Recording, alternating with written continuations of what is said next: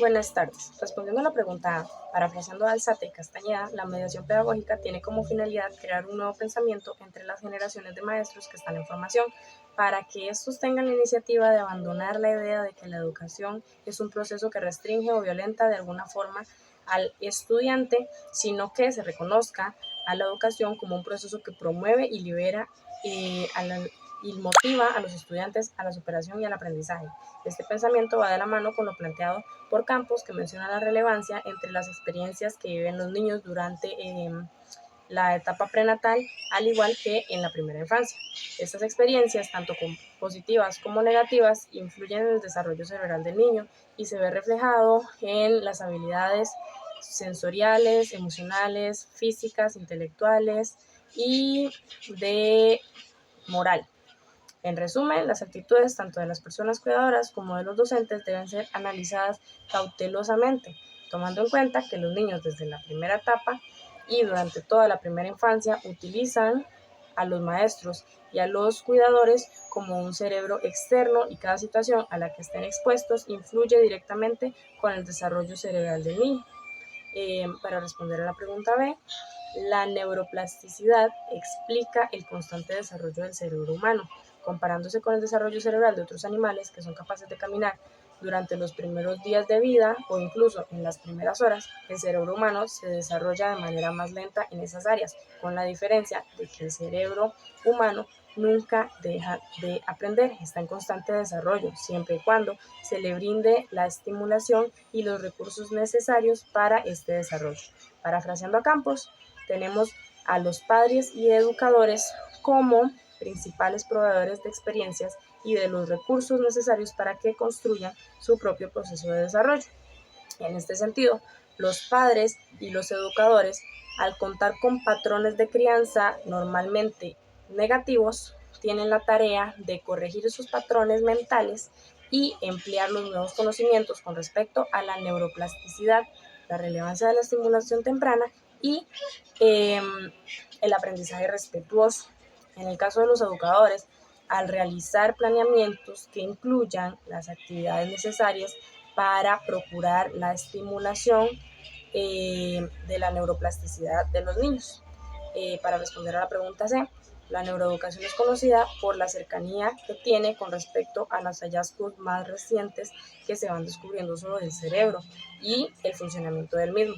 El cerebro es el encargado de guardar la información aprendida.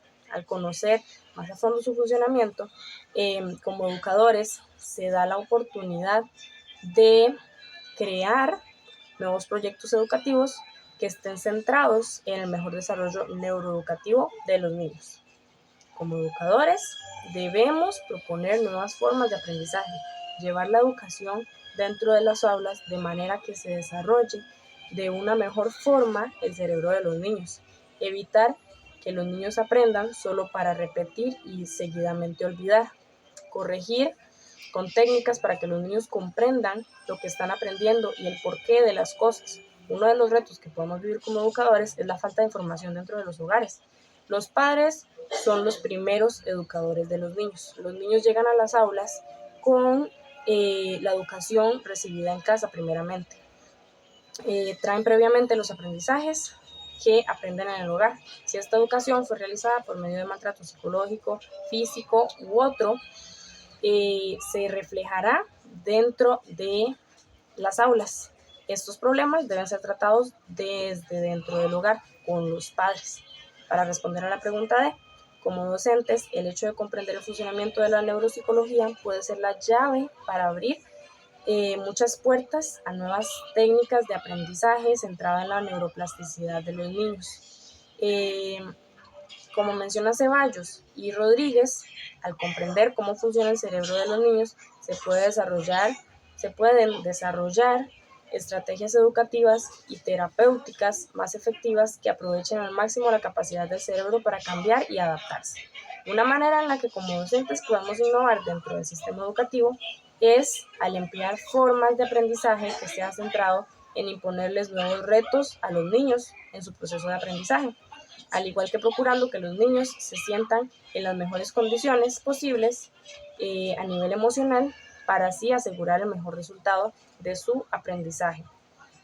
Finalmente, respondiendo a la pregunta E, los neuromitos son datos acerca de la neurociencia que han sido distribuidos como certeros durante años, siendo muchos de estos completamente falsos y sin fundamentos. Estos mitos pueden influenciar de manera negativa en el área educativa al plantear ideas erróneas. Por ejemplo, la pirámide de aprendizaje señala que los niños, bueno, o en general solo se guarda en el cerebro el 10% del aprendizaje leído. Gracias a el análisis realizado por el Centro de Investigación de Neurociencias en la UCR, se dio a conocer que los docentes respondieron al cuestionario y concluyeron la mayoría con que esta información era falsa.